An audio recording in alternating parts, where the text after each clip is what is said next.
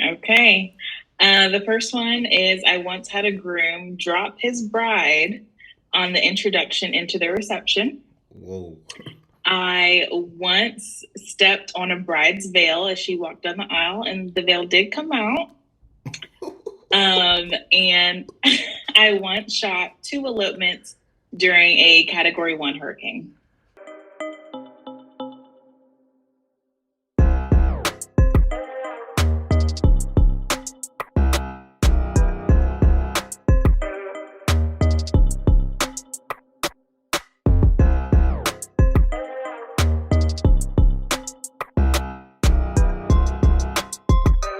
Yo, what's up, everybody? It's your boy Armand Lindsay back again with another episode of Big Boss Talk, the podcast. As you can see, I got another top tier guest. It's a career path that I haven't tapped into yet. I'm super excited just because I have a little bit of I haven't done to the extreme of what you've done, but I like picking up the camera and experimenting and doing things of that nature. So it's always good to be able to talk to a fellow photographer and get some insight, maybe some secret gems that she's doing that's setting her apart from. Well, I mean that's setting her apart. So I don't know. We'll see if we can get some secret gems, but. Yeah, so let me get into who I got. All right, I got Adrienne Cooper, age 27, career/job. She's a wedding photographer, college degree, University of South Carolina. Man, I cannot get out of Columbia to save my life. I mean, almost 90% of the whole podcast is USC Gamecock people. It's all good. I'm from Rock Hill, so we produce some greats. yeah, y'all do produce a lot of greats. So it's pretty dope. I'm not sure. Do you know Alex Grant? Yeah, Alex Grant. Yeah. He was on here, so we tapped into the sports arena with photography. So that's pretty cool. So she got a degree in advertising with a minor in hospitality management. Years in the profession, technically 10, right? A decade. But we just gonna say full time on paper, you know what I'm saying? 1.5 years. But Adrienne, say what's up to the podcast. Hey, y'all. Thank you for having me on. Yeah, anytime. So listen, you from Charleston, right? I am, yeah. Okay, got you. So do you feel like Charleston is elite out of South Carolina? Like it's always 864, 843, 803, like 843 is the top tier. There's no competition. Like, sorry to y'all other cities. It's, yeah. Oh Charleston my God. is the place. I hope you don't believe that. Listen, we can't start the podcast off with that. She said 843. Nah, I'm just joking. I got love for Charleston. The food is amazing. I played football with so many guys from Charleston in college. So it's pretty awesome. But yeah, before we get started, we like to do 2 truths and a lie. So hopefully you got 3 good statements that I can get, and I'm gonna try to guess this lie. So let me hear them. Okay. The first one is I once had a groom drop his bride on the introduction into the reception. Whoa. I once stepped on a bride's veil as she walked down the aisle, and the veil did come out. And I once shot 2 elopements during a Category 1 hurricane. Yo, what? Okay, the last one that's too detailed to not even be a lie. I think that's true. But then you said the first one, the groom dropped the bride. Wow, that's crazy. And then you stepped on a veil and it came off. Yeah. See, really awkward. You saw that reaction, so I think that's true, right? We'll see. I don't know. You might be good at this. The category is it category 1? Mm-hmm.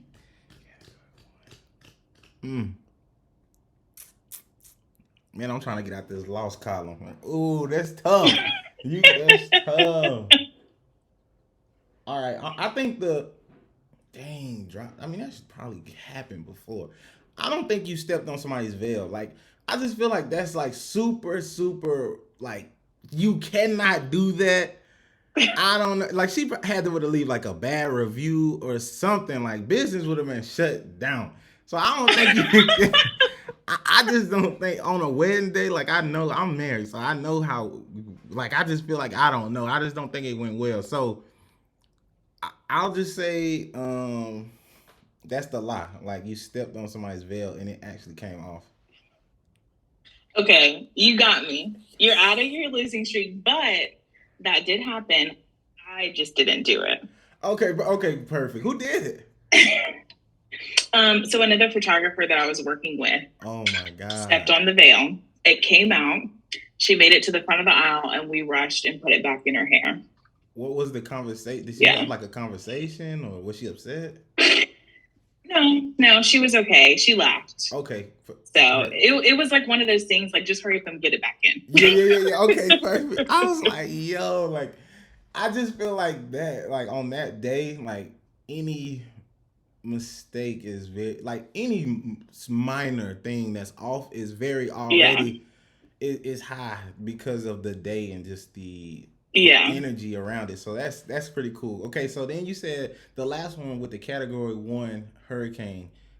How did you do that? Yeah, okay. So that one was this fall. Okay.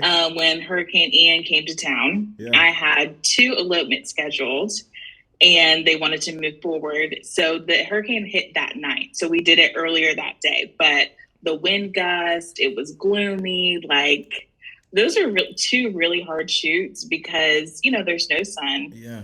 It's freezing cold. The wind was going, but we did it and it turned out pretty good.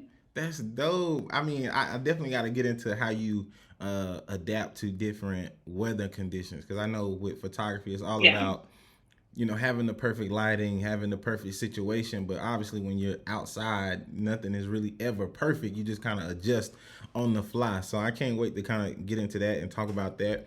And then you said the first one, the groom dropped the bride. Like what? Like he was like the baby. He dropped her. Okay, so he was trying to be fancy. See, that's what's wrong with him. Was he?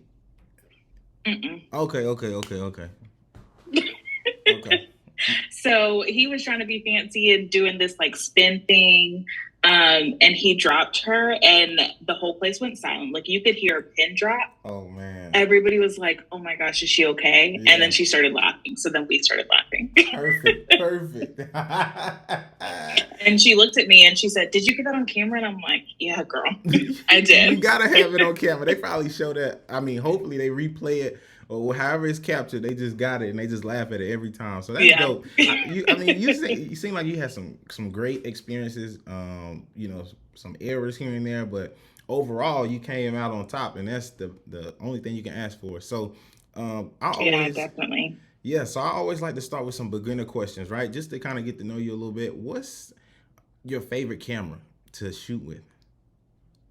Okay, right now my favorite camera is the Canon R6. It's a mirrorless camera.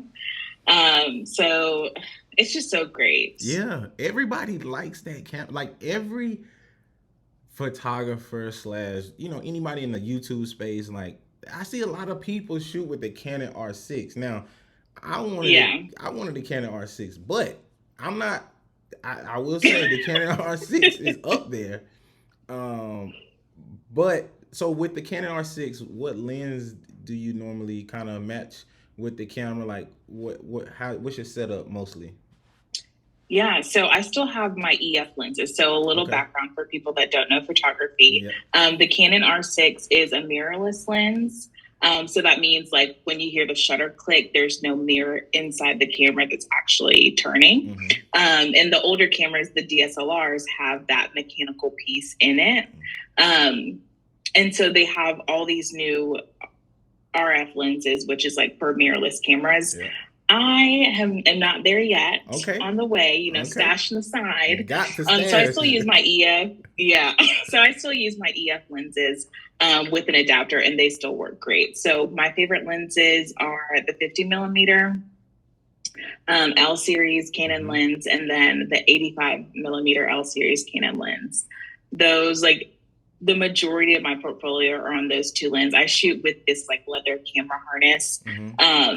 And so 2 cameras, those are probably the two lenses on my camera most of the day for a wedding day or portrait session. Man, that's super dope. I'm over here like geeked out because you don't understand how many YouTube videos I stay up watching about cameras and lenses, and like it's crazy to hear other people talk about it because it's rare that you can meet somebody and be able to talk the language. So for me personally, I'll let you know I recently got a Sony A7 III, so I went the Sony route. Okay, that's good. Yeah, Sony's really good for video. Yeah, that's what they were saying. So it was like a good hybrid camera, video, a little bit of photo.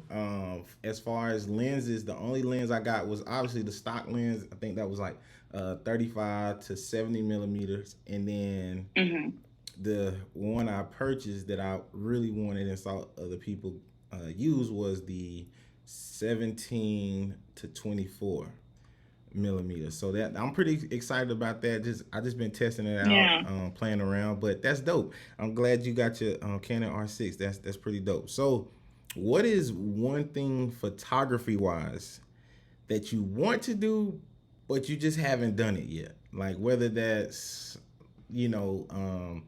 nature, shooting wildlife, like I don't know, just anything photography wise that's dealing with a camera that you haven't done. Okay. So funny you should bring this up. I literally was just talking about this today. I really want to get into more destination shoots, to like these really epic places to take photos. Yeah. So in particular, the one that like jumps out is Utah. There's this place in Utah that are salt flats. And so when it rains, there's a reflection. You can get the mountains and the reflection and the couple. And I am just dying to go on a shoot there. I have a couple of cities on my like big hit list, and I'm really trying to get like for your engagement photos, anniversary photos, an elopement, like something. Let's travel. I'm really trying to travel more. To like shoot in some different locations. Don't get me wrong, I love Charleston. There's so much scenery and really great places to shoot. Yeah. But I want to branch out. Yeah, I could. I mean, obviously, I think when you're based out of a certain city, you get a lot of business in that city. So you can the hot spots, what's gonna be good on this day, that day, or you just know your spots. And then obviously though, you want to get out and just see how far you can stretch your creativity with that camera. So I definitely like Utah. I always just wondered, how can you get into this type of profession where you travel and take photography? I see all the YouTubers do it, but that's after they accumulated X amount of subscribers and obviously they getting paid. But it's just like, how do you start? Yeah, you know what I mean? Like what do you think? How would you start to get in destination photography? I think the first step is going and doing a session and showing people the possibilities. Like, hey, I can travel with you. I am passport ready. Let's go to Paris. Let's go to Jamaica. I'm ready to go. So I think the first step is showing people what you can do, because people won't know unless they see it in your portfolio. That's true.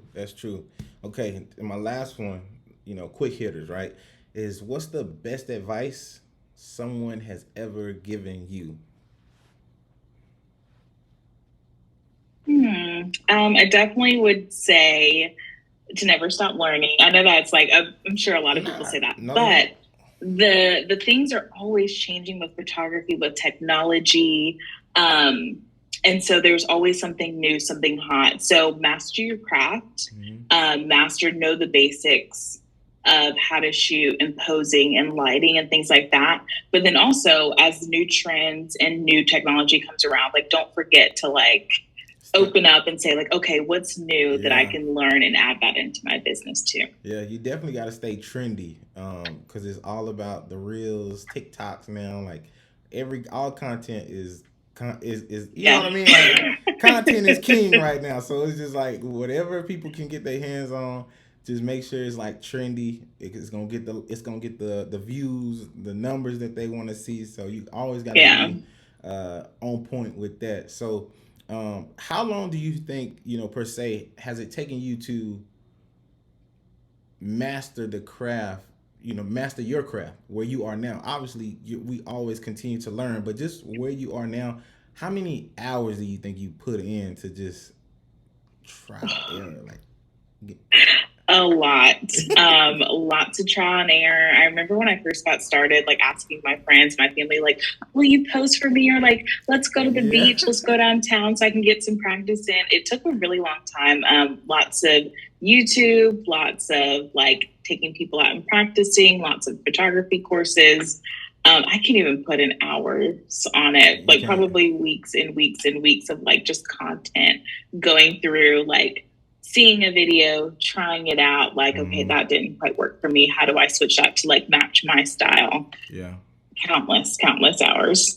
That's true. I think, that's how, I think for anybody watching, listening, I think that's how you master any craft, whether it's photography, whether it's, engineering, whether it's, it just goes across the board with mastering your craft. Yeah. But I do think photography is probably the one craft that as long as you have a camera, you can always practice, no matter what, no matter what time it is, no matter the day. Like, I mean, you might get some ugly stuff if you don't know the mechanics of like dark lighting. You know what I mean? It took me so many years to understand that lighting was 85% of the battle. Like, just having like good lighting, I could go in and edit and do everything. So it's really nice to see, hear you say like, countless hours, because I don't want people to get it misconstrued that you could just pick up a camera and then go be like, sell your services. Like, you don't want to do that. You want to practice as much as you can. Do you remember your first photo shoot ever? My first photo shoot ever. Paid or like let's just say not paid, because obviously not paid is probably the best ones, I think, So I remember starting on my yearbook staff in high school. And so, you used to go to like the school dance and the basketball games and things like that. I think that was my first, I was still shooting in auto mode. I knew nothing about manual and all the controls and what they could do. Like, that took me a long time to get, because you have to understand light to like know how to work it. So yeah, definitely at school events on my yearbook staff. Okay, school events. So obviously, get in where you fit in, guys. Like, just you got to get out there and just try it. I know a lot of people start with just kind of how you said, yearbook. And then a lot of people start with sports, being on like the magazine, the school magazine or whatever, the newsletter, whatever the case may have you. So just try anything, put yourself out there. You will fail a lot, but you just got to keep practicing. So Adrienne, now we come to the point of the conversation where I want to bring everyone back, right? What did you want to be growing up? Like, did you always say like photography was me? Like, No. If you would ask me 10 years ago if I would be a full-time wedding photographer, I probably would have laughed at you. Because like so many people, I didn't know that was like a feasible, I can really live and survive off of this alone. So when I was growing up, I really wanted to be a psychiatrist. Okay. I was dead set. I was like, I am going to school for biology. I'm going to do all the sciences. I'm going to get my master's. I'll do my like, I have my plan set. And then a month before orientation for college, I was like, oh wait, I don't think I want to do that anymore. Oh wow, a month. Like, what changed? So I have gotten big into photography then and had really like kind of honed in. I had saved up and bought a camera.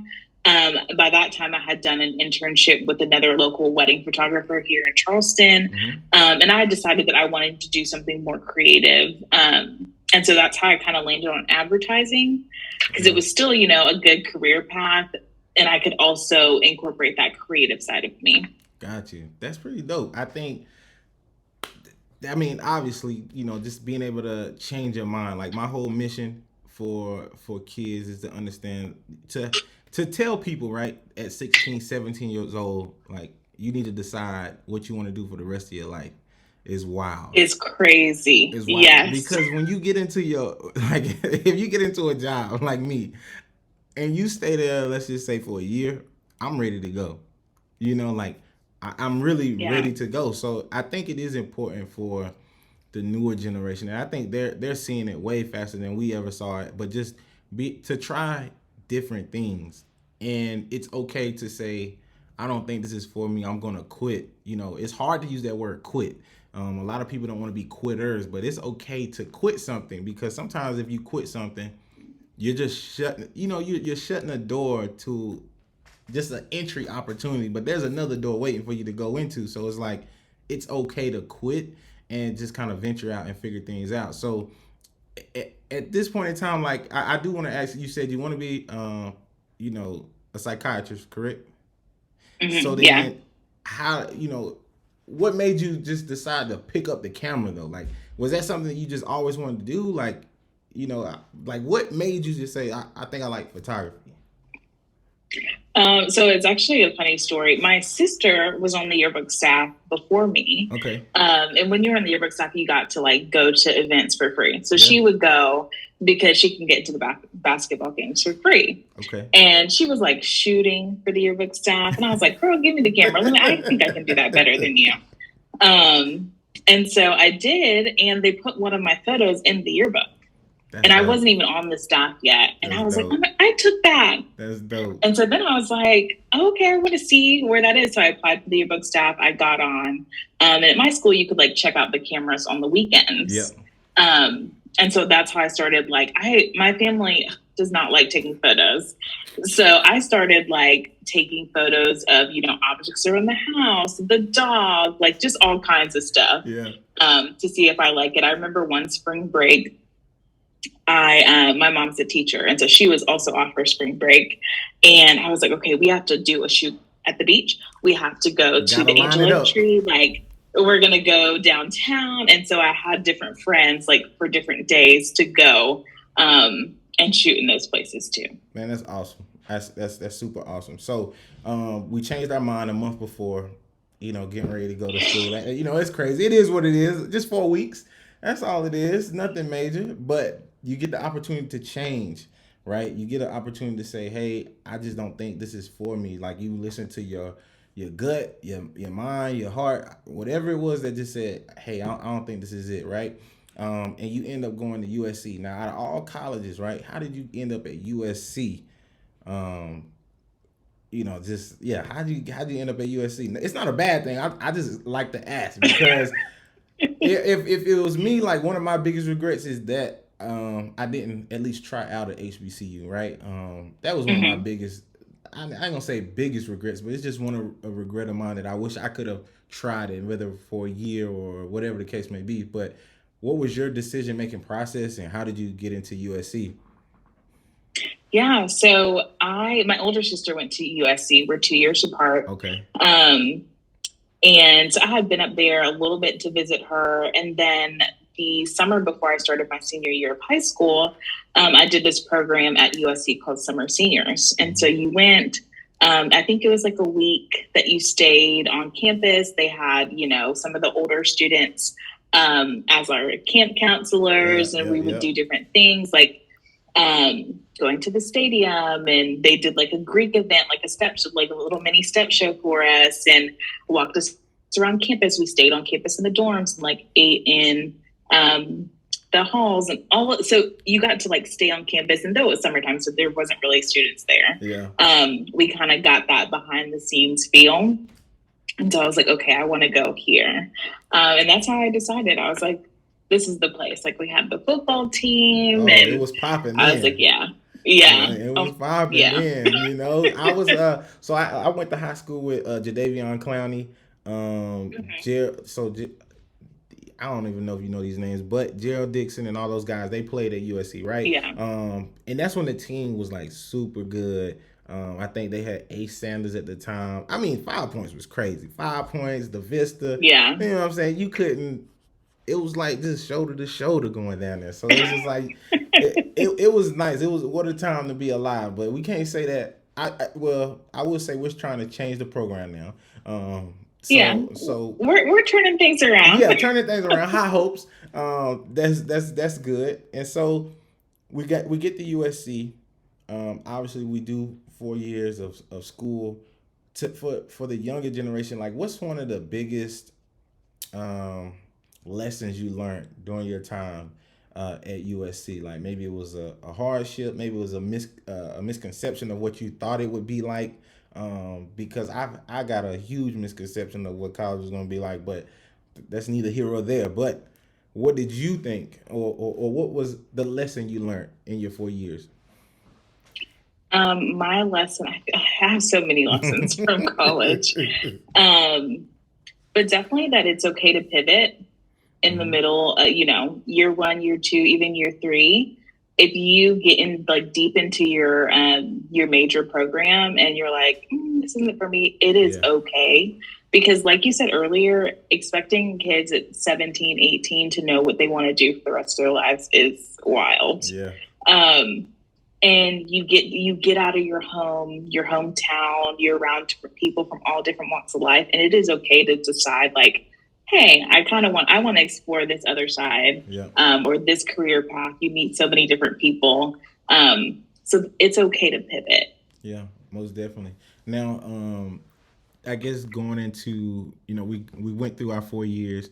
We're understanding, hey, it's okay to pivot, right? We're understanding who we are as adults. I think that's where we find out who we really are as people, because you're dealing with other people. So you find things or different qualities in people like, I don't really like that, but I can tolerate it because we splitting this rent. It's okay. We splitting.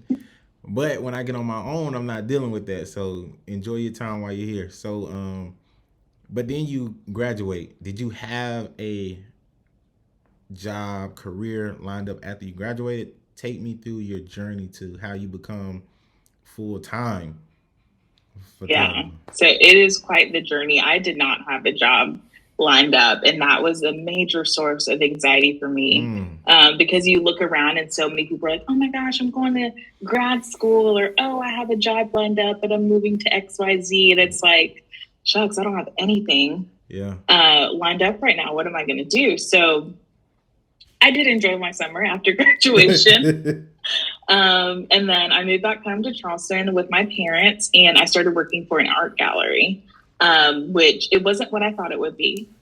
I am a very social person, and it was like definitely like a back of the house role. Like I came in and I saw the same 3 people. Like the UPS guy was my bestie. Yeah, guy. What's up, Mike? And so I was in that job for 6 months while I looked and applied for roles. I was applying like, I can't even count how many jobs I applied for in Charleston, outside of Charleston. I just, I was like, I need something. So 6 months I stayed in that role. And then I finally got my first like industry job. Okay. In January of 2018. Okay. And so I started working in the sales and marketing office for a catering company in Charleston, which was an amazing job. That was one of my favorite jobs I've ever had. Yeah. Because it was like I got to use the creative side. I'm using my degree. As I worked there for longer, I ended up using my photography skills. I booked a few clients that were, clients of the business. So it really was like a really good work environment. It was like a little family. We ate lunch together every single day. Like it was a great job. And I was there for almost 2 years before it was time to go. Okay. And I was really sad about leaving that job, but you know how you just get that gut feeling. It's like, okay, I got to move on. Yeah. Because if you don't leave, I'm stuck. Exactly. Yeah. I'm like, what is my next step? Where can I move up and kind of level up? Mm-hmm. And so I started working for a local venue that did a lot of corporate events, social events, and then they also did a few weddings there as well. So I started as a sales coordinator for that venue. And this whole time I'm shooting weddings. I'm doing portraits on the weekend. Like I am still hustling on photography. So you grinding. Yeah, okay, I was. So you had your main job, and then you was also grinding outside of that. I was working on the weekends, like usual. As usual. And so I started that job, and honestly, I the Lord just knows what to do, because I started that job in November 2019, and the pandemic hit March 2020. And that job was a state of South Carolina job. And the state of South Carolina does not lay people off, or at least for my section of the job, did not get laid off the whole pandemic. So we worked in events. We did not go in for months. Yeah. There really wasn't anything to do because there's no events. We're not booking stuff. So checking in with clients every once in a while, I'm like checking in with my team. I worked on a team of 5. Yeah. I was just home during the pandemic, so still working as usual. So you was getting checks and chilling for a year? Yes. Okay. And it was like the perfect like transition, because my previous role that I was in that I absolutely loved, it wasn't like that. Everybody got laid off. Everybody, had to go through all of that. So it was like the perfect, like, oh, thank you, Lord. You saved me. Right. Yeah. So I did that job through the pandemic. And then May of 2021, I was like, something's got to change. Like, I'm feeling the growing pains. And my business was really kicking off. And I was like, okay, Adrienne, by the end of the summer, you need to quit and you need to go full time, because the way my wedding schedule was set up for the fall of 2021, I couldn't have done both. It was just going to be too much, like having to ask for all these weekends off. Like, it was a lot of work. So I was scared. I had bought a house during the pandemic. And so I was like, am I sure? Like, you really want to go full time, girl? Like, you sure? You got this. Like, before you go further, right? It's a few things that you said, right? You said obviously, you didn't have no job coming out of college. I think we'll have some time to go back to that. But you buying a house, you're getting booked and busy. We can't do both. Like, what's the emotion? Like, what's the stress level? Like, how scared are you? Like, really, from 1 to 10? Because I'm like, it's just like, it has to be uncomfortable to go from a situation where you are securely, no, I'm getting a check, for sure. Yeah. No doubt. To then, depending on, word of mouth, your productivity, the work you've already put out, like, what was your stress level, anxiety, your scared, like, were you scared? Like, 1 to 10, just rate it for me, because I'd gotta know. On a scale of 1 to 10, I was probably an 11. Oh. I was terrified. One, that, of course, business owners, it's like, you're your biggest critic. So it's like, are people still going to love my work in 2 years? Am I still going to be booking as much as I'm booking right now? I have this house now. Like, I can't just like move back in with my parents. Like, I have actual bills to pay. Yes. Is this going to work out? Am I secure enough? Do I have savings? Like, how is my business, my business finances looking versus like my personal finances? And like, am I going to be able to do this and sustain this long term? So yeah, I was scared. I was talking to my mom. My mom was the one who, since I graduated college, she's like, you should just go full time with your photography. And I'm like, yeah. Okay. And I was like, no, I want to use my degree. I'm not ready. You being a parent. And so when I told her,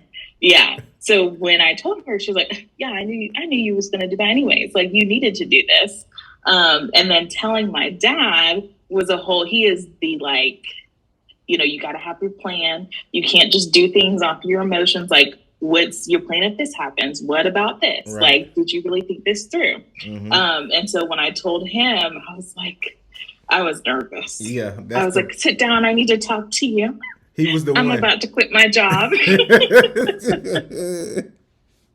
And what did he say? How was it? He was like, yeah, I understand. Like, if you think you can handle it, then do it. Like, and I know he was worried about me because those few months leading in of like the first few months of me working, he's like, are you okay? Like, are you paying your bills? Like, you're good?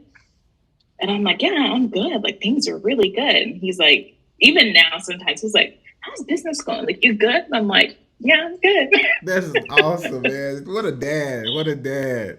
Yeah. So after I got that initial conversation, it was like full support from my parents, my family, my friends. Like, any doubt that I had, everybody was like ready to snap me back to reality. Like, no, like we are not even going down that road. We have faith that all of this is going to work out and you're just going to do it and do it well. Yeah. And it's been going well so far. And I even like gave myself an out. I said, okay, Adrienne, you're going to quit your job in August. If in 6 months you decide like this isn't for me, it's not going well, I'm not booking enough, like you can't pay your bills, like you can just get another job. It is okay. You tried it. And if you need to, you can go back to work full time and just go back to part time. Right. And then 6 months rolled around, which was March 2022. And I was like, no, I can't even imagine like having to go back to work full time. Like, yeah, no, it's doing good. Yeah, man, shout out to you, man. Shout out to you for hopping out on your dreams, hopping out on faith. You know, and it sometimes takes that conversation, like, or the right people to back you up when you know you're about to make a tough decision. Not everybody has that support system, right? Not everybody has that support system. Yeah. But I think even if they didn't agree or would have said no, I think just by listening to your conversation, seeing how you really love photography, you would have took that step anyway because you gave yourself the out. You was like 6 months and that's it, right? But it's hard to go back into corporate America when you've been doing things on your own at your own pace for 6 months. I'll tell you, like, even like taking that break during COVID, I'm pretty sure it was hard for you to get back in the groove of a actual job. You know what I mean? Obviously, we're excited to kind of at least try to go back and to do some type of normalcy. But even then, it's just like, I don't really feel like working. I've been at home for 9 months to a year. Like, come on now. And I'm still getting paid. Get dressed up and go to the office. Right. Y'all can just pay me for not working at this point because y'all been doing it for so long. And so that's important. But I do think it's dope that you were able to do that. Now, I don't want to give a false representation of saying like, hey, you know, everybody just quit and go for it, you know? Yeah. Like what? Please don't do that. Yeah, like what boundaries did you have in place for yourself, or what type of income did you have to say like, hey, I you know what I mean? Like, I just want to know like the boundaries. You don't have to get into too many specifics, but just what were some things that you saw that you were like, okay, I can let my main job go? Yeah. Okay. So when I decided in May 2021, like you have 3 months to prepare, that was my like, okay, you need to have X amount in your savings. So always smart to have an emergency fund. That is, everybody says a different range. My range for myself was 3 to 6 months of all of my expenses. So food, my mortgage, water, like gas, everything. I was like, I need at least 3 to 6 months of that set aside. And then looking at my booking calendar for the year, like, okay, what do I already have booked? How much more per month do I need to make? Do I need to like actively go out and pursue booking to make this work? Because everybody, of course, does their finances different, their accountant and all that stuff. Right. But, you know, everything that my business takes in, my business has bills. I have to pay tax. I have to set aside for taxes. Please, if you were thinking about going to photography, do not forget to set aside for your taxes because they will ask for their money. Pay them taxes, man. Pay them people, man. You don't want to be in jail. Yeah. It's a couple that just got in jail for back tax pay. Oh, the Chrisleys. Yes. Yeah. I'm like, woo, that's a lot of time. But keep going. I know the IRS does not play about their money. No, they don't. But yeah. So just making sure that like looking forward, I was planning. And if there was a month that it was slower, what am I going to do to supplement this? So am I going to supplement from dipping into my emergency fund savings? There's so many things in photography that you can do to kind of drum up, like work with other photographers. I second shoot with a ton of other photographers and it is so much fun. That's dope. So that's another way, assisting, like, what can I do to kind of fill in the gaps of what I haven't booked yet? Okay. And so that's a lot of what I look at. Okay. When I was planning to go. That's dope. I'm glad you were able to kind of set that set that priority, because that is, that's the thing. Like, I don't want to give a false representation or false hope saying that, hey, just quit and everything's going to work out. Like, no, it's some preparation before you do that, right? And as long as you're prepared, and it's pulling at you hard, like, when it's time, like, it's just going to keep pulling at you. And then one day, and you're gonna dread going to work every day. You're just gonna be like, I hate going out. Like, at some point you started working and you was like, okay, I can manage it. But then it just turns into, I hate this. Like, I'd rather be doing this than doing this. Yeah. You know what I mean? So obviously, just be prepared, have things in order. But definitely, I'm a huge advocate for supporting people that have dreams, because I know how delicate dreams are. When you tell people a dream, and it may be beyond what they can see, so they don't understand it, and so they just tell you of how they might not were able to achieve their dreams or the setbacks that they have. But don't let that deter you from what you have, and what you want to get out of life, because you only get one to live. So do everything. Do everything you can. So let's get into a little bit of photography, right? Because obviously I want to be precious of your time. So we've been talking for 45 minutes. It's been a great conversation.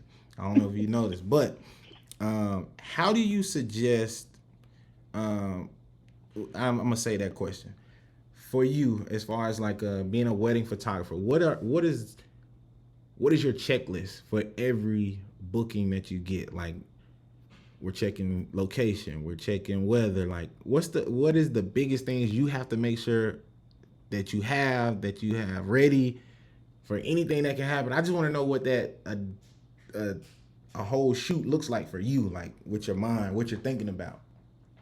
Yeah, so my checklist is long. So we'll do a wedding day checklist. Okay. So I kind of start preparing a month in advance, planning the timeline with the couple. I have a questionnaire, what are your must-have photos? Who are all the family members that need to be in the family photos? And we kind of go over everything together. And start scouting locations. A lot of times I've been to the venue so they can see, like, look back at an old wedding that I've done at their venue. But a lot of times I haven't. So on the day of, I try to get there super early so I can scout out. Before the day of, I'm like researching on Instagram, looking on Pinterest, like, what have other people done in this space? What are things I should think of? Looking at the weather and the sunset times, making sure that their ceremony is not during sunset. All of those things. On the day before the wedding, I am like charging and checking and cleaning all my gear. Like, I can't even tell you how many times I recheck my bags to make sure I have memory cards and batteries. I'm like, are you sure you put that in the right slot? And then on wedding days, my essentials, of course, my camera bag. Mm-hmm. I carry a little fanny pack that has, my phone, that has the timeline and everything on it. Chapstick, hand sanitizer, what else? Memory cards, batteries, all stay on me. In my car, I keep clear umbrellas just in case it rains. We can still go out and get some really cute shots with like the clear umbrellas with y'all too. My rain gear, because I've been to weddings where it's pouring down rain and like we're still shooting. So I keep my rain boots, my rain jacket, everything in the car. So I'm ready to go. And snacks. Always have to have snacks, water. It gets hot down here in Charleston. And so I always make sure I have things, because on a wedding day, it is go time from the moment I step into the bridal suite. It is like, okay, where's this? Where's this? Where's this? Right. And then hours go by and I'm like, oh my gosh, I haven't had a sip of water. Like, pause. Let me, have a little snack real quick so I can, you never want to feel lightheaded or like you're about to pass out or anything. So I always keep snacks on me too. That's dope. I love the checklist. Now, obviously, you on go from the moment you step, to the venue. Obviously, because these people are paying you, X amount of dollars, and you just want to be professional. You want to do your job the best way you can. You have the questionnaire of like must shots you must have, but during the whole, wedding time, is it your creativity of what shots you want to get, or do you have like a set? I gotta get these shots. Always gotta get these shots. Always gotta get these. Or are you freelancing a little bit? Like, oh, this looks nice. Let me snap here, or you know what I mean? Like, I just want to know, like, are you mapped out? Because you do a lot of scouting, so obviously, I'm assuming you are mapping it out already. Versus, oh, this looks cool. Let me snap here. You know? Yeah. So most of my couples nowadays, I mean, I've been doing this. August is my 10-year anniversary of my very first wedding. Wow. That I shot solo. So I've been doing this for a long time. So most of my couples are like, do your thing. Like, you know what you're doing. Okay. We trust you. Like, just do whatever. And so I really lean into that. And I do a mix of like the must-have photos. And then if I see anything on the wedding day, I really try to like play a fly on the wall and get the laughs and the emotions and, you know, the hugs after you say I do and all of that stuff. So it's a mix of like, you know, there is those must-have wedding photos that like, you just have to get that. Like, you can't have your wedding and not get a photo with your grandma, you know, like the rings, the first kiss, like all of that stuff. Yeah. So I try to do a mix of like the must-haves and then just following the day as it happens naturally. Okay, got it. And so, I mean, obviously you got to have you've been doing this for a decade, so you got the eye, you already know kind of like what you're looking at. Before we wrap it up, I do want to know, like, what's your perfect photo? Like, what's your perfect photo situation? Like, do you prefer, you know, full sun out? Do you prefer shooting where it's more cloudy? Like, you know, what do you prefer? Like, where do you feel like you get the best photos? You know, like, oh, this is gonna hit every time. Like, the gram's gonna love it. This is 500 likes in the bag. Reels going crazy. Like, what is your like perfect photo shot? So I am definitely a full sun girl. I love sun in my photos. So a lot of photographers shy away from shooting in the middle of the day. And I'm like, you know, it's not too bad. I really like this. Gotcha. A lot of people, when we have a shoot and it turns out to be a cloudy day, they're like, oh, this is like the perfect scenario for you. I'm like, actually, no. Like, I would much prefer if it was like crazy bright sun. Because of how long I've been doing this, I know how to work with the sun to make it into what I want it to be. There is always a way. And that's one thing as a wedding photographer, like you need to be ready for any type of lighting situation. Mm-hmm. And so I mostly shoot with like the natural lighting that is there, but I also do know how to shoot with like extra flashes and stuff to fill in the gaps. But I really, now that I know, and I've been experienced shooting in full sun a ton, I love that. Where it's a bright sunny day, the colors on the trees are vibrant, the melanin in my client's skin is popping. That is my jam. Yeah, I really love that. Got it. I can see that. I'm actually one of those people that shy away from the sun.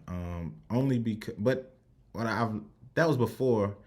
I have used ND filters now, and they kind of help a little bit. So like with certain f-stops and things of that nature. But I do want to play around a little bit more brighter settings and just kind of figure it out. So you kind of put a little challenge on me. And I'm like, Adrienne says she likes the sun. So I'm gonna go out here and try to like this sun too. So I appreciate that. Last thing is for the kids. How do you suggest people to get into wedding photography? Like what would be your perfect scenario on how they can ease their way into it, whether it's an internship, whether it's shadowing, like what's the best way for them to get in there? Yeah, so definitely first learning your camera, learning your settings, knowing the camera lingo. Mm-hmm. So you have that knowledge. And then I really suggest doing an internship or shadowing with a photographer. And so I did an internship when I was in high school. My junior year of high school, I did a 6-month-long internship with a wedding photographer. And I kind of worked my way up. So at first, you know, I'm like helping in the studio, clean up, change out props, like carrying bags on wedding day. Never be afraid to, you know, start from the bottom. You might think like, oh, you know, I'm just carrying bags, but you're able to really see the true behind the scenes of what the photographer's doing, how they're speaking to their clients, how they are, you know, maneuvering and like kind of pivoting when things go wrong on a wedding day. So I really suggest not being so focused on the shooting part when you're shadowing a photographer, but being in that atmosphere of weddings and dealing with clients and kind of working with them, and never be too old or too far along in your career to learn. I honestly, this year, 2022, I went and shadowed a few photographers that have been doing this a little longer than I have. That's dope. And I remember one of my friends being like, "You're going to carry bags?" And I'm like, "Yeah, I like this photographer's work. I want to see, everything that she's doing. I want to see how she is, talking to her clients and posing and dealing with certain things to see what I can change in my business." And I mean, I was full-time doing this. Yeah. So never be too far along. If there's somebody that you want to work with or to see how they work, like get in and get your hands dirty and carry their bags and be a runner and, make sure to drink water on wedding days. Kind of get in where you fit in and really, kind of observe before you're asking for the second shooting gigs and things like that.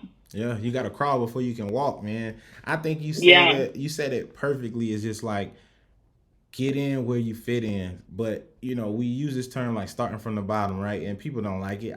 I just feel like it's more or less like you got to start somewhere, right? But you can't.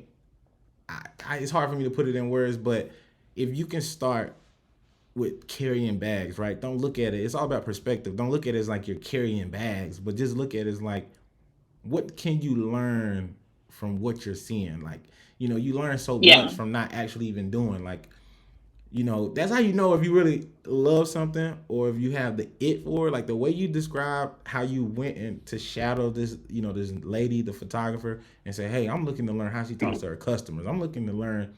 It's the small things like the presentation. Yeah. It's like, that's how I was like, when I heard it, I was like, oh, that's the it factor right there. Like, it's some people that are just wired differently in their career path, and that is a sign of being wired differently. So shout out to you for being different, and it seems like you on your God-given purpose. I know there's so much more in store for you. I want to say, don't kill me, because I do got to ask this, because I thought it was my last question, but it's not. I keep saying this is my last question, but my brain just goes, how did you get comfortable with pricing? Jerry, show me the money! Jerry, you better yell! Show me the money! And knowing what to charge people. I can't lead the conversation without helping people there, because like that's an ongoing struggle of like knowing how to charge or knowing where to set your rates. Yeah. So, okay. This is like multifaceted. Okay. Because when I first started doing photography, like way back when, it was, I'm trying to do all the things. Yeah. And it was like, I have no clue. Like this is my first wedding. How do I charge for this? Mm-hmm. And so I'm looking at YouTube videos, I'm reading things, and I followed this photographer who said, okay, you set your initial pricing, and then every 3 weddings, you can up your price a little bit. Okay. So every 3 weddings, add $400.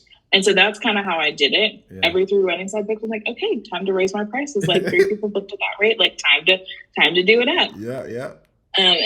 As I got a little further along, I started doing packages. So like, you do your high tier, like really crazy out there number, like includes all the things. Mm-hmm. You do your mid tier, which is where you actually really want people to be booking. Right. And then you do your kind of low tier wedding where it's like not as much. You kind of get the bare bones coverage. And that's kind of how I did a 3-tier system back then. And so literally every 3 weddings, all 3 prices would go up just slightly as I kind of built the clientele and built the reputation and everything. Nowadays, I'm more focused on one. It's my full-time job. So, the budget is, you better be there. Yes. And then, I've been doing this for a long time, and I have to give myself credit. I feel like I don't all the time. I do know what I'm doing. Like, yeah. And I need to charge for that. So now I charge in a way I offer one collection. We can add on. But my one collection is everything that I know that I need to make your wedding day great. So I know I don't want to be shooting a wedding for less than 8 hours. Mm-hmm. So much happens on the wedding day, and you do not want to feel rushed. you don't want to feel like, oh, we don't have enough time for this, or you have to cut out certain parts of the day because we don't have time. Right. So I used to have like a 6-hour collection, and now I'm like, no, 9 hours or more, or 8 hours or more. Okay. Because I know I've done a ton of weddings, and I know I'm the expert in the field. Right. Most of my clients haven't been married before, so they don't know. Yeah. I do an online gallery, and I do a second photographer, just to have that other angle.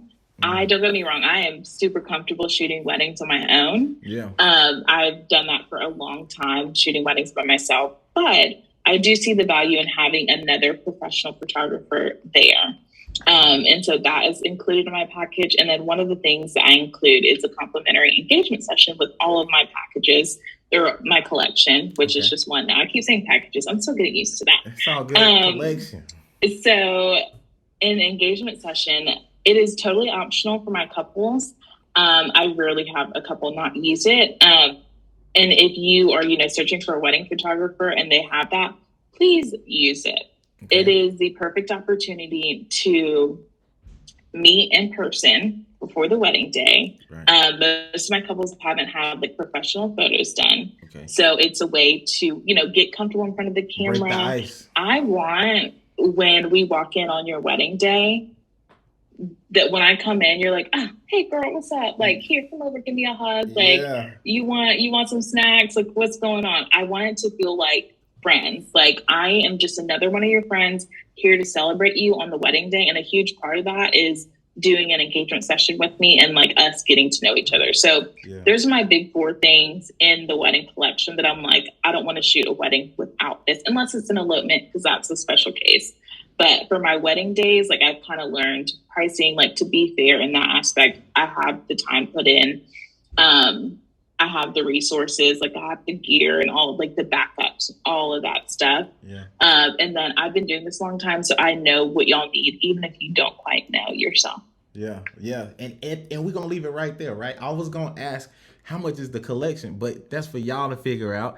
Go hop on the page. You know what I'm saying? We all about sharing Black businesses, helping people out. And so as y'all can see, y'all got to know Adrienne for who she is, what she's been able to do in her 10-year journey of photography. She's had a lot of, learning curves, I would say. Like, she's learned every step of the way. And so now she's where she is today.